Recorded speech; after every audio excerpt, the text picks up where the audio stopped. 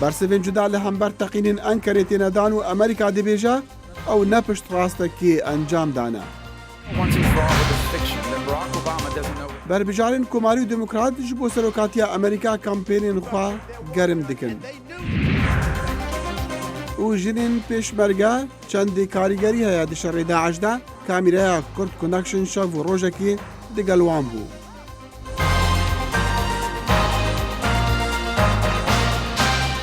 بسلاف و ريزين گرم بخير هاتن تماشا کرنا دمك دي كورت كونكشن. كورت كونكشن لبشی کوردی دنگی امریکا و آماده دەکرێت و لە کەناڵی NRTەوە ڕاستەوخۆ پەخش دەکرێت. ئەم ڕۆژ بە ڕووداوەکانی پاش تەقینەوەکەی ئانکەرە دەست پێ دەکەین. وەزارەتی دەرەوەی وڵاتە یەکگرتووەکانی ئەمریکا ڕایدەگەیەنێت داوا لە تورکیا کراوە تۆمبارانکردنی ناوخاکی سووریا ڕابگرێت و هەروەها داواش لە یەکینەکانی پاراستنی گەل کراوە تا پش و درێژی خۆی بپارێزێت. هەر ئەمڕۆ موشەکێک داوێتی لە نەخۆشخانەیەکی منداڵان لە شارۆچکەی عەزاز و کوژرا و برینداریش هەن. خالید فتاح زانیاری زیاترمان دەداتێ. بکەمی و 14 مەدەنی لە باژەرکی عەزاز یا هەفتخیب دیگەل تورکیا هاتنە کوشتن پشتی موشەکێک بنە خۆشخانەک ئازاروکان و خوێندنگەیەکی کەفت. هێزن کوردان لە دەڤەرە عەزاز پێشڤەچوونان دیکن لە دەمێ لەشکرێ تورکیا تۆپبارانکردنا هێزن سووریا دموکرات کوپرانیا وان ji hêzên parastina gel pêkdin xurtir kiriye piştî teqîna duhî ya Ankara û givaşê li ser welatên êgirtiyên Amerîka bi kar tînitin bû birîna têkiliyan digel Kurdên Sûriye ku bandoreka Xurd di şerê dijî çekdarên Dewleta İslamiya Daişê hene. Lê Wîzareta Derve ya Amerîka dibêjit em nikarin çi aliyeke li ser teqîna Ankara gunehbar bikin û em rijdiye li Tirkiye dikin topbarankirinê dijî Kurdan li Sûriye rabigiret. Nothing's changed about our view that çi guhurîn bi ser bûçûna me da çê nebûye. Hêzên Kurdan pêşveçûnan dikin û bi çalakî şerê Daişê dikin û em Tirkiye han didin topbarana aliyediyê tuxîbî rabigît û girjiyekên biket. Lê hevserûkê Partiya Yeketiya Demokrat Salih Muslim ji Fransa ragihand em tawanbarkirina Serokvezîrê Tirkiye li ser teqîna Ankara bi duristî red dikin. Nexêr ez dikarim pişt rast bikim yek gulleş aliyê PYD dijî Tirkiye nehatiye teqandin û em Tirkiye weke dijmin nabînin. Serokvezîrê Tirkiye Ahmed Daûtoğlu seredana cihê teqînê kir ku ev teqîna duwê ye li Ankara çêdibit li demê 4 mehan da. Siyaseta Partiya Dad û Geşepêdana Serokê Tirkiye Recep Tayyip Erdogan derbarê Sûriye û operasyonên leşkerî li deverên Kurdan di nav Tirkiyeyê bûne cihê rixneka tunda partiyên opozisyona Tirkiye. Emin olun. Zehmete ez hindek peyvan bêjim. Em gehiştîne xalekê welatiyê bûye gomeka xînê. Ez bêjim welatiyê bi başî bi rêve naçît. Şerê navxûyê Sûriye bandor li ser tevaya rojhilata navîn heye lewra bi zavên diplomasiyên Xurd bû vegerandina aliyên şerker bû mêza danûstandinan li 25 vê mehê dêne kirin. Raportên netewên êgirtî mezin dikin 4 milyon û 600,000 medenî di rewşeka mirovaniya zehmet da li Sûriye dijîn û pêdiviyeka zor bi xwarinê û vexwarinê û xizmetên saxlemiyê hene. Xalid Fetah, Dengê Amerîka.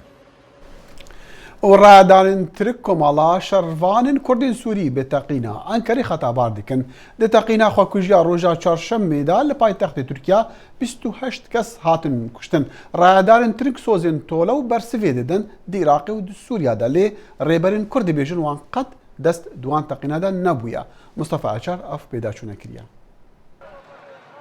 روژا چهارشنبه تقنیک لی پایتخت ترکیه انقره چی بود. سروکوزیر ترکیه احمد داوطoglu bu ve تقنیک پیاده و YPG tavanbar dike. Davutoğlu da daxuyani xwede gut me eşkere kiriye ku ev taqim peyade çekiriye. Suriye'den sızan او کسی تقینا انکری کری خلک سوریا او استخبارات ما پشتراس کریه کو او کرد عامودی او اندام پیادی ناویوی صالح نجاره اما اثبات بکن یا پگیر رخصیک تیروریستا او پیوندی نوی در رژیم سوری رهنه. لا aliyên dijî berdef ki PYD Rêdûr Xalîl got çi pêvendiye me bi teqîna Enqereyê tune ye. Têkiliya me li vê teqîna gogil Enqereyê çê nebûye. Sînorê melgel dewleta Tirkiye hêzî 60 kilometr bi bin kontrola me de ye ji aliyê Rojavayê Kurdistanê. Heta roja îro me nehêştiye yek fîşek ji aliyê Rojavayê Kurdistanê ber bi dewleta Tirk ve here û ev yekaya ji aliyê artêşa Tirk ve baş tê navkirin. Endamekî me di navê Salih Necar tune ye wekû yekîneyên parastina gel YPG hemû nav jî nakin. Serokkomarê Tirkiye Recep Tayyip Erdogan ji di daxuyaniyê xwe de PYD bû teqîna Enqereyê tawanbar kir. Çünkü bu işin وسا دیارە کو ئەو کەسێن تەقینە ئەنقەرەکری پەیوەندی وان هەندر و دەروێ تورکیە هەنە دەسەڵاتدارên PYD û YPG dibêjin çi peywendiyên wan bi teqîna Enqere tuneye berê Wezareta Hundir û îstihbarata me îspat kiriye ku ew peqîne PYD çêkiriye. Berpirsê PYD'yê Herêmê Kurdistanê Xerîb Heso dibêje çi bûyerê li Tirkiye bi qewme Kurd ji bo yê tê tewambar kirin. Yani her tiştekî di Tirkiyeyê dibe ama yekser Kurda ittiham dike. Dervî Kurd tu kesî din ittiham nake. Pêşketinê ku di Rojava de çê dibe li kêrî Türkanê li kêrî opozisyona şûfînî teror nê. Fermandara giştiya Hêzên Sûriya Demokratîk ku PYD ji hêzekî wana derheqê teqîna Enqere'de daxuyanî yekda û peyvdar ve telasîla ev teqîn şermezar kir. بالأمس حصل هجوم استهدف المدنيين بأنقرة. ام وکه هیزن سوریا دموکرات و ارشه بتوندی شرمزار دکین ام بانگل و هیزا کو افکریارا نمرواتی انجام دای دکین هر کی به بلاوان کارن تروری راوستینه Desthiladanên Tirkiye bu teqîna Enqere PYD û YPG tewambar dikin û dibêjin em ê bu hemû hêzê xwe ceba bidî. Li aliyên din ji desthiladanên YPG û PYD vê red dikin û dibêjin devleta Tirk dixwaze vê teqînê bike hêcet û êrişan li ser PYD çêke. Mustafa Acar, Dengê Amerîka.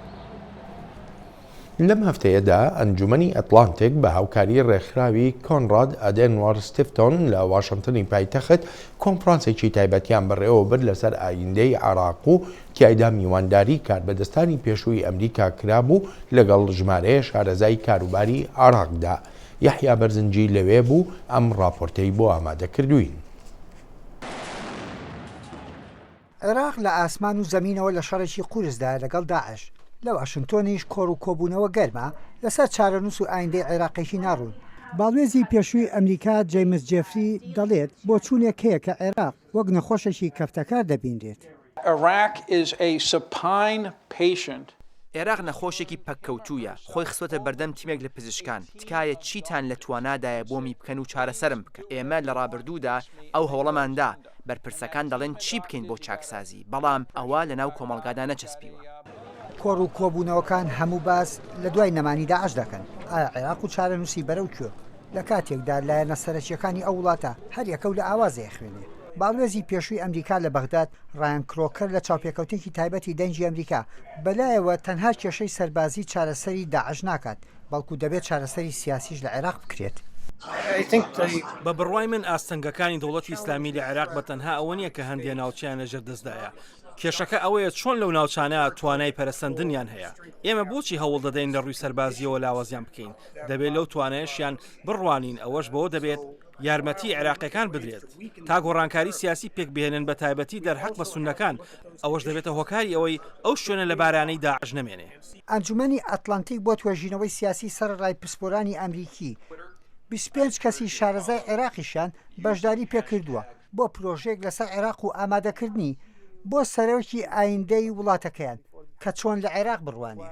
ئەوەش ئەمێنێتەوە سەر ئەوەی لە داهاتووە دەرەنجامی ئەم پەیپەرانە و ئەم تۆژینەوە کە بڵاوەکرێتەوە ئایا تا چ ڕادەیەک ئیداری ئەمریکی تازە ئیشی پێکات. بەڵام بەگشتی ئەتوانم بڵێم ئەمە دەست پێشخەریکی باشە. لاپەڕەکانی مێژووی عێراق ئەگەر زۆر بەو مۆزایکە هەمەڕەنگەوە بنازێت عێراقی فرائین و نەتەوە بەڵام ئەزمموی پێکەوە ژیانی ئەو وڵاتە شتی ترەڵێن. یحیا بەرزنجی دەنجی ئەمریکا. ئەرێ شەڕێ لە دژی کۆمەڵا دەولەتە ئیسلامی داعش چ قۆناغدەیە کەنگی ئەف کۆمەڵ وێ بێ ژناو برن عێراقا پشتی داعش وێ چاوە ji bo bersiva van pirsan digelme kawa Hesen berpirsê beşê Rojhelat li Enstitûya Rojhelat Rojava Ofîsa Bruxelles. Bêjga lemaneş em ê ji mêvanê xwe bipirsîn ka çima rayadarên Tirk dixwazin Kurdên Sûrî ne pekekê bi teqîna xwekujiya Enkerê tewambar bikin. Lê berî ez pirsên xwe arasteyî kakawa bikim min dixwaz bêjim ev ciwamêre hatiye destnîşankirin weke endamekî grûpê tîmê kar ji bo paşeroja Iraqê ew tîm hatiye damezrandin li van dawiyan û ji bo mebûyê mebestî jî niha hatiye Washington kakawa zor bexêrbeyî. Daeş babetî witwêjekane we babetî witwêjekeyî ew bû ke cenabet li Atlantikan sed lêre eventê kirabû li Washington bûyî. چ باس هەیە زۆر سپاس چۆن دەناو دەبرێ ئەم کۆمەڵە زۆر سپاس بۆ دەنگی ئەمریکا و بۆ ناتی بۆم دەرفەتە ئەم گروپی کار تایبەت بە داهاتی و عێراق گروپێکە لەلایەن ئەتلانتیک کاونسڵەوە دامەزرێنراوە بە سەرۆکاتی ڕایان کڕۆکەر سەفیری پێشووتری ئەمریکا لە عێراق مەبەست لەم گروپی کارە دروست ئامادەکردنی کۆمەڵێک لە ڕاستپاردەیە لەسەر بناغی کۆمەڵێک توێژینەوە بۆ ئیداری ئەمریکای داهاتوو بۆ سەرۆکی ئەمریکای داهاتوو بۆ ئەوەی کەوا چۆن مامەڵە بکرێت لەگەڵ عێراق و کوردستان و شەڕ دژی داعش کەواتە بڵین ڕاستپاردەکان بۆ ئێستا نییە بۆ سەرۆکی ئەمریکای داهاتووە بەڵام دەمانەوێت ئێستا باسی ئەو شەڕە بکەین و ئایا لە چ قۆناغێکدایە چۆن لەناو دەبرێت داعشە شەڕی دژی داعش لە ئێستا توانین بڵین تا ڕادێ داعش بەهێز کراوە بەڵام داعش دوژمنێکی ئایدیۆلۆژی زۆر ینی کاریگەرە بەڵێ ڕاستە لە ڕوومادی ئەوە نیە کۆمەڵێک لە ڕووی سەربازیەوە هەندێک سەرکەوتن بەدەستێنراوە بەڵام هێشتا زووە بڵین داعش کۆتایی هاتووە تەنانەت ئەگەر مۆسیش بگیرێتەوە ڕقش بگیرێتەوە هێشتا هەر زۆر زووە بڵین داعش لە ڕووی سیاسی و ئایدۆلۆژی و کۆتاییە چکم وەکو هەتاوەکو تا ئەو کاتەی هۆکارە بنەڕەتیەکان کە بوونە هۆی دروستبوونی داعش بە شێوەیەکی استراتیجیانە مامەڵی لەگەڵا نەکرێت ئەتوانین بڵین عێراقی دوای داعش و سووریای داعش احتیمالە لە عێراقی ئێسای داعش خراپتر بێت چونکم ئەبێ هۆکارە بنەڕەتیەکان چارەسەر بکرێت تەنها لە ڕووی سەربازیەوە ناتوانانی داعش لەناو بێت دەمدەڵی بێهێز بووە لە چ ڕوویەکەوە دەزانم لە هەندێک شوێنە بەڵام بەتایبەت ئەمریکیەکان حەز دەکەن باسی ئەوکەی ئەوە بکەن بڕینی سۆرسی دارایی لە داعشەوە پێشکەوتن کراوە چەندێک ئەمە ڕاستە یعنی ئەوەیە کۆمەڵێک دەستکەوتی باش بە ئەوەیە لە ڕووی ئەوەی کە بڵین وشکردنی سەرچاوەدارایەکانی داعش کۆمەڵێک ینی سەرکەوتنی باش بەدەستێناوە بەڵام لە هەمان کاتە لەم ڕۆژەوە هێشتا هەرزووە کەوا ئێمە بڵین یعنی ئەوەی ئیفلاسی کردووە داعش ئیفلاسی نەکردووە لە ڕووی داراییەوە هێشتا هەر توانای ماوەکەوە ئەوە نییە یارمەتی دارایی دەست بکرێت ئیتر ئایا لە ڕووی باج و ئەوە نییە باش بێت لەو شوێنانی لەژێر دەسەڵاتیەتی یا لە ڕووی ئەوە بێکەوە خەڵکی کە یارمەتی بن لە دەرەوەی سووریا و لە دەرەوەی کاکاوە جەناب جێگری بەروبەری ئۆفیسی یەکێتی ئەوروپای لە ئینستیتیوتی ئیست وست لە بروکسل و بەرپرسی بەشی ڕۆژهەڵاتی حەزم نەکرد بۆچوونی ئۆروپیەکان بەتایبەت لە بروکسل کە ناوەندی یەکگەشتنی ئۆروپیەکانە لەوێ بۆ ئەم دیاردەی داعشە بۆ مەسلەی لە ناوبردنەکەیە لە ڕووی ئەسکەریەوە باسەکەم چونکە هەرچەندە باسی ئەوە دەکرێت کە ئەمریکیەکان زیاتر لە هەموو کەسێکە هاتوونەتە پێش بۆ ئەم شەڕە لەگەڵ کوردەکان و لەگەڵ هێزەکانی دیکە ئۆروپیەکان لە ئەوەیەکە لە چ خانەیەکدان لەم ئۆروپیەکانیش طبعا زۆر نیگەرانن دە و ینی ئەوانیش یانوێت لە ڕووی سەربازیەوە ینی ئەوە شەڕی دژی داعشەکەن بەڵام کێشەکە لەوەیە لە ئەوروپا بە حکمی ئەوە یەکێتی ئەوروپا ئەوەیە لە کۆمەڵی زۆر وڵات پێک هاتووە دروستکردنی سیاساتی یەکگرتو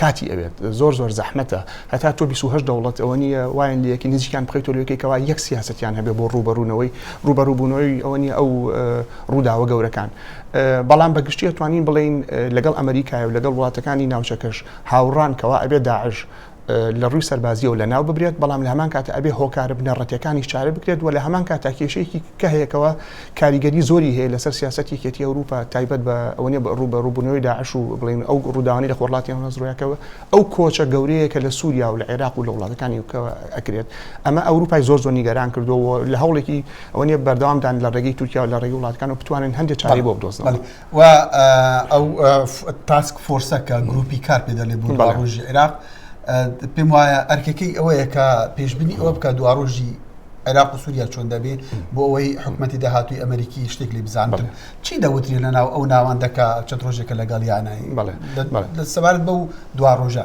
بڵێ ئەو تەبەن تاسک فۆرس تەنها تایبەتە بە عێراق نەک بە سووریا و لە چوارچێوەی عێراقیشتا بەندە توێژینەوەکەم لەسەر کوردستان و شێوازی حکومڕانی و ڕیفۆرم لە کوردستان کەوا چۆن ئیداری ئەمریکی داهاتوو مامەڵەی لەگەڵا بکرێت ئەوەی کە ئێستا ئێمە ئەیبینین یعنی بەڕاستی ئیداری ئەمریکی زۆر نیگەرانن ئەم ئیداریە زۆر نیگەران و سیاسی ڕانکڕۆکەریش یعنی زۆر نیگەرانن لەوەی کەوا ئەگەر هاتوو ئەم جارە بە شێوەیەکی استراتیجی و بنەڕەتی مامەڵە نەکرێت لەگەڵ هۆکارەکانی دروستبوونی داعش ئیتر ئایا ئەوە نیە پاراوێزکردنی سونیەکان بێت یا مەسەرەن هەوڵ نەدرێت یعنی چارەسەری جدی بدۆزرێتەوە بۆ کێشەکانی نێوان کوردستان و عێراق و لە هەمان کاتیشە پرسی ڕیفۆرم پرسێکی زۆر گرنگە هەم لە کوردستان و هەم لە عێراق حەزم دەکرد ئەو پرسیارە لێ بکەم کاکەوە بەڵام پێش ئەوە ئێمە دەمانویست پرسیاری ئەوە لێ بکەین تورکیا ئەو تەقینەی ڕۆژی چوارشەممەکە لە ئەنکەرە کراوە یەکسەر تورکەکان هاتن هێزێکی کوردی کە لە سووریایە تاوانبار دەکەن بەمە کەچی تەوەقع دەکرا کە پەکەکە تاوانبار بکرێت چۆن هۆکارەکە یعنی ئاسانە ینی تێگەشتنی لێ زۆر زەحمەت نییە ینی یەکینەکانی پاراستنی گەل و حیزبی PYD لەم ماوەی ئەخیرەیە کۆمەڵێک دەستکەوتی سیاسی دیبلۆماسی و سەربازی گەورەیان بەدەستێناوە ئەوە تا بۆ نمونە نێردەی تایبەتی سەرۆک ئۆباما چوو بۆ کۆبانی کامە ئەمە دەستکەوتێکی دیبلۆماسی زۆر گەورەیە رووسیا ئامادەیە و لە هەمان نەگەر ئامادەش ئەوە تا ئێستا یارمەتی کوردەکانی سووریا هەیەات و لە ڕووی سەربازیەوە دەستکەوتی گەورە بەدەستێنراوە ئەمە بەڕاستی تورکیای یعنی زۆر نیگەران کردووە لەوە ئەترسن کەوا بڵێن ئەم فراوانبوونی ئاسۆکانی دروستکردنی هاوپەیمانی لە نێوان کوردەکانی سووریا و لە نێوان هەم ئەمریکا و هەم رووسیا تورکیای بەتەواوەتی نیگەران کردووە ئەمە ژوای لێ کردووەکەوا بڵێن YPG لە باسی ئەوەت کرد کە بابەتی ریفراندۆم و بابەتی باسی دەوڵەتی کوردی و کاریگەری هەبێت لەسەر ئەو بابەتانە حەزم دەکرد زیاترم بۆ باسکێک هەرچەندە وەختەکەم زۆر کەمە دەقیقەیەکمان ماوە سەبارەت بە پرسی ریفۆرم تاقان پرسی ریفۆرم و دەوڵەتی کوردی پرسێکی زۆر گرنگە و بە بۆچوونی من ئەبێت بە شێوەیەکی بەتەواوەتی دوور لە مۆزوعی عاتفی سۆز مامەڵەی لەگەڵا بکرێت ئەبێ بە شێوەیەکی زۆر استراتیجیانە مامەڵەی لەگەڵا بکرێت ڕاستە ئەمڕۆ لە کوردستانی باشوور دەرفەتێک هاتوۆتە پێشەوە بەڵام ئەم دەرفەتە هەروە ئاسان نییە تۆ بڵێنەوە نییە بڵێ بە شێوەیەکی عاتفیانە مامەڵەی لەگەڵا بکرێت بڵێ من دەوڵەتی کوردی ئیعلانەکەم ئەوەی کە ئەمڕۆ پێویستە لەسەر سەرکردایەتی کوردی بە هەموو لایەنە جیاوازەکانەوە کەوا بەیەکەوە گفتوگۆیەکی جدی بکەن دبیتێکی کراوە هەبێ لە میدیای کوردیە لە نێوان لایەنە جیاوازەکان بۆ ئەوەی بەیەکەوە سیاسەتێکی هاوبەش دیاری بکەن ئەگەر ئەم سیاسەتە هاوبەشە نەبێت تەنها لە چوارچێوەی با بڵین ئەوە نیە کۆمەڵی شعاراتی عاتفیان زۆر سەیرە کاکەوە کە باسێکی زۆر گەورە دەکرێت کە چی لایەنەکان بەشدارن تەنها لایەنێکە کە باسی ئەم بابەتە دەکاوە لە بینیانە و توێژیان نییە لەسەر ئەم مەسەلە زۆر شتێکی سەیرە زۆر سەیرە و نەگەر سەیریشە ینی کارەساتی لێەکەوێتەوە چونکم تۆ مامەڵە لەگەڵ پرسیارێکی استراتیجیەکەی لە ڕوانگەیەکی شخصی و حیزبی و عاتفیەوە کاکەوە زۆر سپاس زۆر سپاس کاوە حەسەن بەرپرسی بەشی ڕۆژهەڵات لە ئینستیتوتیا ڕۆژهەڵات ڕۆژ ئاوا و ویسا برۆکسل میوانی کورد کۆنەکشن بوو و ئامادەکاریش بۆ ڕزگارکردنا مووسڵێ دێگەلک ناوەنداندا تێگۆت و بێشکردن پێشمەرگێن هەرێمی و هێزن پاراستنا ئێزدیاژی لە شنگالێ دەبێژن ئەو ئامادەنە ژوی شەڕیڕە پامێری دەنگی ئەمریکا لە دەشتا نینەوەکە عمر چۆە ناف وان هێزان و ئەفراپۆرت گاندیە نوکە ژوورێکە عملیاتە هاتیە پێکینان داک و پێداچوون لەسەر چەوانیە ڕزگارکردنا باژارێ مووسڵێ بکەن بێ هەماهنگی دگەل هێزên hevpeymanan dê peywendiyeka telefonî da Necim Abdullah Ciborî serkirdê emeliyatên rizgarkirina bajarê Mosulê taybet bû dengê Amerîka got. مورالê wan gelek bilind e derheqa hejda niştîmanî yên ku ji xelkê Mosulê pêk tên ew jî amade ne. Di astek baş dane bi taybetî piştî aliyê hêzên Emerîkî ve hatine perwerdekirin. Birayên pêşmerge jî hene û hêzên dinyê nû ji eşîretên Mosul dêbên amadekirin.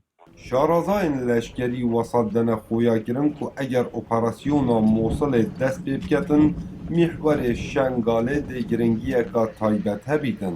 Em ji viya wekû fermanda Şingalê hemî sinûrêt xwe ku ew sinûrêt bin kontrola me be ku ev ê sinûrêt ku em bişên me girtin û em vê gavê me kontrola wê kire vê tupî wextî em petir zabtê lê bikîn û hişyariya wan baştê jî lê bikîn bo hindê çimkî rêka Daişa bo Sûriyê taban Rojava Mosulê Rojava Mosulê jî taban Şingal êkiş menteqet Rojavayê Mosulê dike. وەگو هێزا پاراستنا ئێزیدخانێ ئەمێ وێ داوێ بکەن و مەداوەژی کریە و ئینشاءالله وەختێکی نێزیک دەوێ بریارجی بێبێتە دانێژ قبلێ بەرپرسێت عملیا مووسڵ هەکە دەست پێ کرد بەس بە احتمال ئەو بێکە دەورێ ما المەسەلا حدودێ شنگارێ دەبسەکنێ بس هر وقتی گو وزارت پیشمرگه یا هر وقتی گو قیاده عملیات مووسڵ طلب المکره که مشارکه بکن حتی داخل مووسڵ جیبن ئێمە ئامادەنە بله گۆڕەی لێدوانên دیارکری گۆ ڕۆلê hevpeymanan dê serekî bîtin lewra pêdaçûna evî babetî dihête kirin ku çawa Mosul rizgar bîtin bi kêmtirîn zerer. Kava Emer dengê Emerîka شنگار.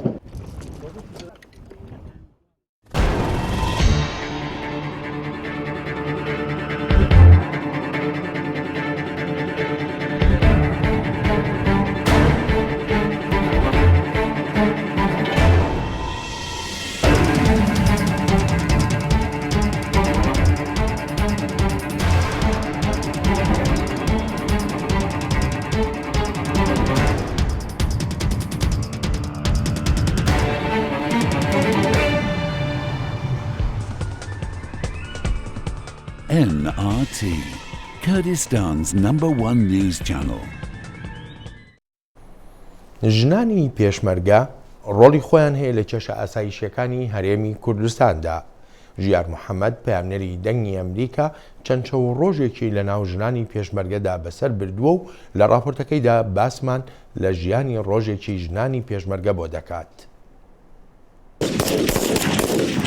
هێزێکی سەربازی ژنان سەر بە وەزارەتی پێشمەرگەی حکوومەتی هەرێمی کوردستان ماوەی ساڵ و نیوە کە بەشداری چەندین شەڕیان کردووە دژ بە هێزەکانی چەکدارانی دەوڵەتی ئیسلامی ناسراو بە داعش تا ئێستش لە ڕاهێنانی بەردەوامدان بۆ شەڕەکانی داهاتووی ئەو گروپە.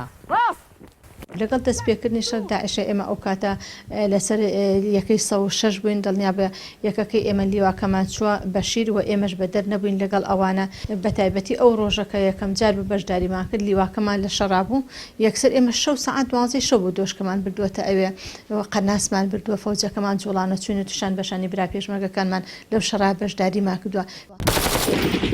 لە شەڕەکانیاندا دژ بە داعش هاوشانی پیاوانی پێشمەرگە جەنگاون و قوربانیان داوە. پاییزی ڕابردوو کەسێکیان بە پلەی نەقیب لە شەڕداگیانی لەدەستدا و ئێستا شوێنەکەی لە ناو فەرماندەیەکەدا هەڵواسراوە. هەروەها چەند پێشمەرگەیەکیشیان بریندار بوون کە هەندێکیان بەهۆی بۆمبی چێنراوە بۆ لە بەرەکانی جەنگدا. لە کاتی کشەکە پێویستەکە ئەچنە جەبەکان لە پێشەوە لەگەڵ پێشمەرگەکان ماوەیەکی زۆر مەقڕی ئەمامیان لە داقۆ بوو لە منطقەی داقۆ بوو ماوەیەک لە خواری کەرکووک بوو. فەرماندەیی گشتی هێزەکانی پێشمەرگە لە سنووری سلەیمانی و کەرکووک کە بە هێزەکانی هەفتە ناسراوە ئاسایشی بارەگا سەرەکیەکەی لەلایەن هێزەکانی ژنانەوە دەپارێزرێت. هێزی پێشمەرگەی ژنان وەکو پێشمەرگەی پیاوان ڕغبەتێکی زۆریان هەیە بۆ دیفاع لە خاڵ و نیشتیمانی خۆی بۆیە کچمان زۆر هەیە دێخۆی وەکو ئەگەر جێش نەبێرە نافەوجەکە و خۆ بەخش دێ لەگەڵمان بەشداری شەڕەکانەکە ئاگا جێبێ نیشان بگرە. هەرچەندە داعش وەکو هێزێکی درندە و خوێن ڕێژ ناسراوە لە ناوچەکەدا بەڵام حەزی ئەم پێشمەرگە ژنانە بۆ شەڕی داعش ئازایەتی زۆری پێوە دیارە هەروەک فەرماندەکانیان خۆیان باسییان دەکەن. کاتێک کە تەقینەوە بوو کاتێکە ئێمە پارچەی ئەبوو ناسیبەکان هات بە سەرمانە ئەو هەجومێکی زۆر گەورە بوو لە ئەبوو نەجم هەنگاوی پێشمەرگەی ژنەکان پێشمەرگەی پیاوەکانەکەون. هەموو کاتێک سرم پێوە نییە کە یەکەم کەس بمیان ئاخر کەس بم بەردەوام حەزم لە بەرەی پێشەوە چکم ئەو ئەرکێکی نیشتیمانیە. ژنانی پێشمەرگە لە ڕابردوودا بەشداری چەندین شەڕیان کردووە وەک خۆیان ئاماژەیان پێکرد دواترینیان ئازادکردنەوەی ناوچەکانی باشووری کەرکووک بووە لە دەست چەکدارانی داعش. ژیار محەممەد دەنگی ئەمریکا فەرماندەی گشتی هێزەکانی پێشمەرگە ئەڤە ئەرکی ژنین پێشمەرگە بوو لە ڕۆژێکی گەلۆ ژیاناوان بشەوێ چاوە دەرباز دەبە دە بەرنامە بێدا ئەمێ راپۆرتەکە دی نیشاوە بدن لە هەمان دەمژی لە دەڤەرە حەسەکە لە سووریە خانمێن کورد ژنین کورد ڕاهێنانە دیکن ji بۆ بەشداریە دە شەڕێ نافخۆی وڵاتیدا ساڵح دەمیجەر ئەف راپۆرت ئامادەکردە. لە پارێزگەها حەسەکێ ژنên کوردên Sûriyên asayişê tevlî xolên rahênanên leşkerî dibin ji bo beşdarbûna dê şerê Sûriyê navxwayî de. Proseya rahênanê bi awakî rêk û pêk berdewam û rahêner di vê çarçovê de tên amadekirin ji bo şandina eniyên şer. Lê komandara giştiya hevbeşa asayişê Îtan Ferhad di hevdîtinekê da li gel Kenala 24 Erebî dibêje wan hîn pêwîstî bê rahênanên bêhtir heye. من الناحية الأمنية جبر خما روشا اولکاریه و بتایبەتی ێریشن تروریستین ji derve em gelek programan brêve dibin ji bo parastina civakê jinan û her kesê li vir dijî. Ev rolameya serekî ne lê me pêwîstî bi rahênanên bêtir heye.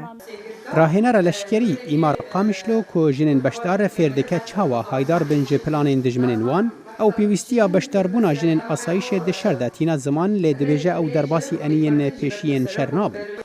نحن في حالة حرب ئەم دێ ڕەوشەکە شەر دەنە لەومە هەواڵ دەچن ئەنیێن شەر لێ ئەو دەرباسی ئەنیێن پێشین نابن ئشبەرک و یەپەگێ و یەپەژێ لەوەر شەر دکن. لە گۆڕ ڕاهێنانان ئەرکێن ئەندامên ئاسایشê bi awakî guncaw têne dabeşkirin. Di derbarê dabeşkirina erkên wan de hîn ji wan diçin seytereyan, hîn nobetdariyê dikin û hîn jî di nivîzgehan de kar dikin. Di eniyên şer û helmetê de hêzên asayişa jinan di rêzên duyem û siyem de şer dikin. Tê zanîn ku şervanên Kurdên jin 4 salan berê dest bi rahênanên leşkerî kirin ji bo ku piştgiriya yekîneyên parastina gel YPG bikin. Salih Demîcer, Dengê Amerîka.